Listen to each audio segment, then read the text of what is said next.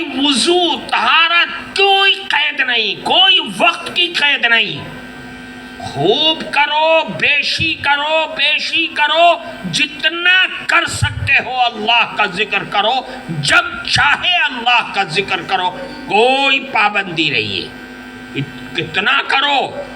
اللہ کے نبی نے تو کمال ہی کر دیا، فرمایا اتنا کرو حتی یقالو انہو مجنون، اللہ کا ذکر اتنا کرو کہ دنیا والے کہنے لگے کہ یہ تو پاگل ہو گیا، یہ تو دیوانہ ہو گیا۔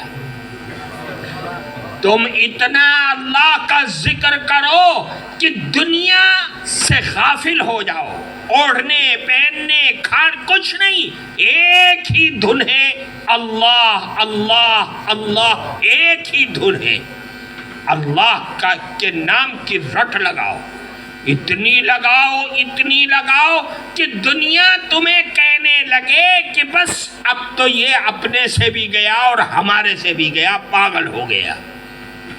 دنیا پاگل سمجھ رہی ہے، آج دنیا آج پاگل سمجھ رہی ہے، لیکن قیامت کے روز وہ سب سے اونچے مقام پر ہوگا، نہ پیاس لگے گی، نہ دھوپ لگے گی، نہ کوئی غم ہوگا، نہ پریشانی ہوگی، اللہ کے عرش کے سائے میں ہوگا، اس لیے کہ وہ اللہ کا ذکر کیا کرتا تھا۔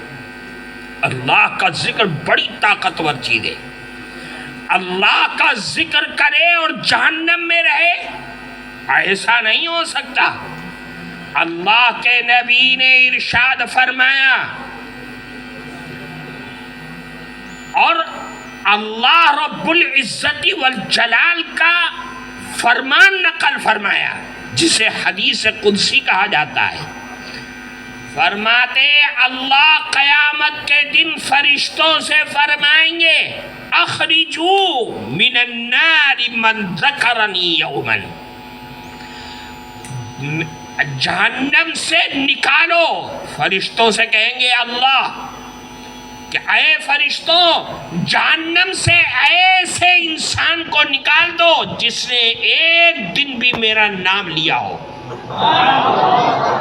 70 سال 80 سال 100 سال پوری زندگی میں ایک دن اگر میرا نام لیا ہے، تلاش کر کے اس کو جہنم سے نکالو کہ میرا نام لینے والا اور جہنم کی آگ میں جلے، ایسا نہیں ہو سکتا ہے۔ فرشتے تلاش کر کے لے کر کے آئیں گے، ایک مرتبہ ساری زندگی میں صرف ایک مرتبہ اس نے اللہ کہا تھا اور پھر کبھی توفیق نہیں ہوئی، اس کو بھی نکالو۔ کیوں؟ اس لیے کہ میرا نام لینے والا جس نے ایک مرتبہ زندگی میں نام لیا اور وہ جہنم میں جلے، اللہ کو یہ گوارا نہیں ہے۔ جب اللہ کا نام ایک مرتبہ ایک دن لینے میں جہنم کی آگ حرام کر دیا گیا، تو جو کثرت سے بیشی روز آنا ساری زندگی اللہ کے نام کی رٹ لگاتے ہیں، ان کا مقام کہاں ہوگا؟ اس لیے اللہ کا ذکر بڑی قیمتی چیز ہے۔ ہمارے علماء بزرگان دین یہ کہتے ہیں اللہ کا ذکر کرو، کیونکہ اللہ کا ذکر انسان کے روح کی غذا ہے۔ جیسے ہمارے جسم کی غذا بھات ہے، اسی طریقے سے روح کی غذا اللہ کا ذکر ہے۔ اس لیے اللہ کا ذکر کرے، جی لگے تو تب بھی کرو، اگر جی نہیں لگ رہا ہے تو یہ سمجھ کے کرو کہ میں دوا کھا رہا ہوں۔ جی لگ رہا ہے ذکر میں، اچھا لگ رہا ہے تو اللہ کا ذکر کرو یہ سمجھ کے کہ میں بھات کھا رہا ہوں۔ اور اگر جی نہیں لگ رہا ہے زبردستی اللہ کے نام لو اور اس کو یاد کرو، یہ سمجھ کے کرو کہ میں دوا کھا رہا ہوں۔ دوا کون کھاتا ہے؟ جو بیمار ہوتا ہے۔ کڑوی دوا کون کھائے گا؟ کیا خوشی سے کھاتا ہے؟ بھائی اللہ کے ذکر میں جی نہیں لگ رہا ہے، اللہ کے ذکر کے لیے زبان نہیں چل رہی ہے، شیطان بہکارا ہے، پھر بھی کرو، یہ سمجھ کے کرو کہ میں دوا کھا رہا ہوں۔ اللہ کا ذکر انسان کی کامیابی، انسان کی بھلائی، دنیا اور آخرت کی ترقی، ہر چیز کے لیے اللہ کا ذکر سب سے بڑی چیز ہے۔ اللہ کا ذکر بہت بڑی دولت ہے۔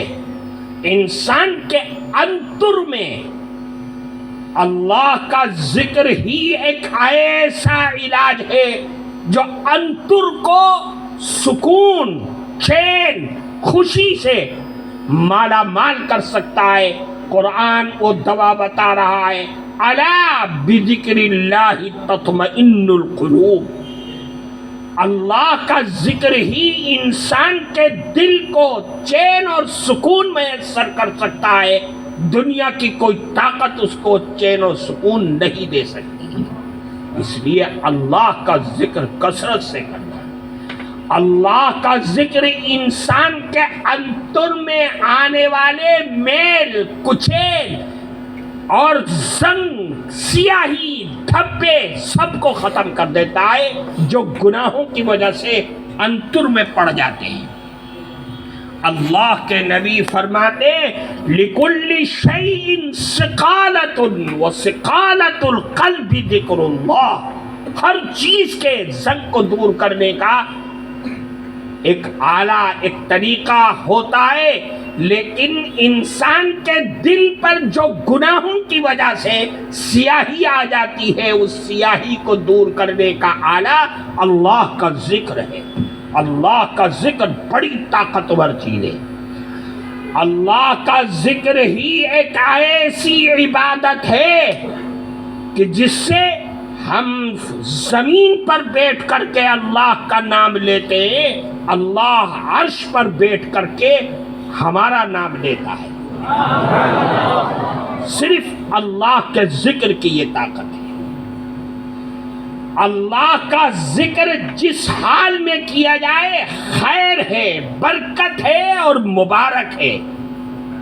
اللہ جل جلالہ خود فرماتے ہیں کہ جو میرا نام لیتا ہے اپنے دل میں اس کا نام لیتا ہوں اپنے دل میں، اور جو میرا نام لیتا ہے فی ملئن، مجمع میں بیٹھ کر کے مجھ کو یاد کرتا ہے، اللہ فرماتے میں اس کو یاد کرتا ہوں فی ملئن خیر من، اس سے بھی زیادہ جو اس انسانوں کے مجمع سے زیادہ اچھا مجمع، وہ جو فرشتوں کا مجمع ہے، جو عرش کے آس پاس اللہ کے فرشتے ہیں، ان کے بیچ میں اللہ ہمارا نام لیتا ہے اور ہمیں یاد کرتا ہے، ہمارا ذکر کرتا ہے۔ اللہ وہاں کہتا ہے یہ میرا نام لے رہا ہے، اس کا مطلب یہ ہے کہ یہ سمجھ رہا ہے کہ اللہ ہی وہ ذات ہے جو ہمیشہ باقی رہنے والی ہے، ہمیشہ ہی زندہ رہنے والی ہے، اور اللہ ہی کے نام سے زبان کو اور دل کو تازہ کیا جا سکتا ہے۔ اس لیے اللہ ہمارا ذکر اپنے دربار میں کرتا ہے، اور ظاہر سی بات ہے کہ اللہ کا دربار ہمارے قیمتی سے قیمتی اور بڑے سے بڑے درباروں میں سب سے بہترین دربار ہے۔ وہ تو نورانی دربار ہے، اس دربار کا تو کیا ہی کہنا ہے۔ اس لیے اللہ کا نام لو، آج ہی سے عادت ڈالو، اگر نہ ڈالی گئی تو پھر قرآن اعلان کر رہا ہے وَأَنذِرْهُمْ يَوْمَ الْحَسْرَةِ کہ اے پیغمبر انہیں حسرت کے دن سے ڈرائیے. حسرت کا دن ہے قیامت کا دن کہ غیر مسلم بے ایمان وہ حسرت کرے گا کہ کاش کہ میں دنیا میں مسلمان ہو جاتا تو آج اللہ کی رضا اور اس کی بنائی ہوئی جنت کو پاتا. اب حسرت کا کوئی فائدہ نہیں ہے. اب تو دل میں پچھتانے سے کوئی فائدہ نہیں ہے. دنیا ختم ہو گئی, عمل کا دروازہ بند ہو گیا. لیکن مسلمانوں کے لیے حسرت کیا ہوگی کہ کاش کہ میں سبحان اللہ کی ایک تسبیح پڑھتا تھا, میں 2 پڑھ لیتا تو میرے مکانات جنت میں اور بڑھ جاتے. میں اللہ اللہ کی رٹ 1 گھنٹہ لگاتا تھا, کاش کہ میں دن بھر اللہ اللہ کو یاد کرتا تو میں اور آگے پہنچ جاتا, اللہ کے پرسکار کو پا لیتا. اللہ کا ذکر بڑی طاقتور چیز ہے.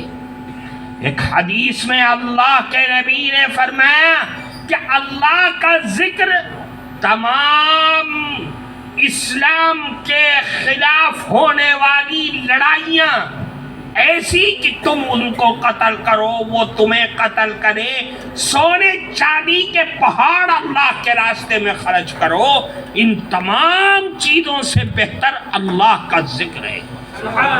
اللہ کے ذکر میں طاقت ہے.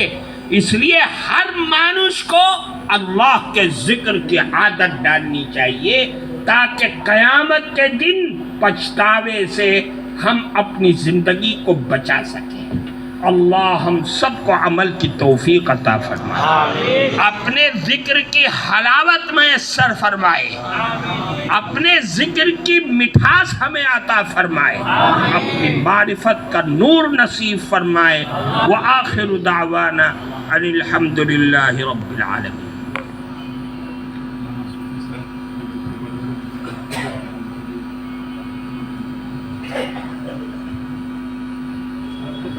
اللہم انی اشہدک انت الاحد الصمد لم یلد ولم یولد ولم یکن له کفوا احد. اللہ